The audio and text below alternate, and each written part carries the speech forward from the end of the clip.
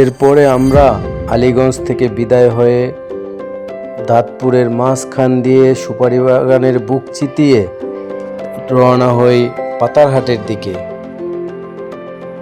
পাতারহাট আসলেই দেখতে পাই কোরআনের পাখিগণ অ্যাডভোকেট এম হেলাল ভাইকে সংবর্ধনা জানানোর জন্য রাস্তার পাশে সিরিয়াল ধরে দাঁড়িয়ে আছে। কোমলমতি শিশুদের সাথে মোলাকাত শেষ করেই আমরা রওনা হই দাঁতপুরের উদ্দেশ্যে।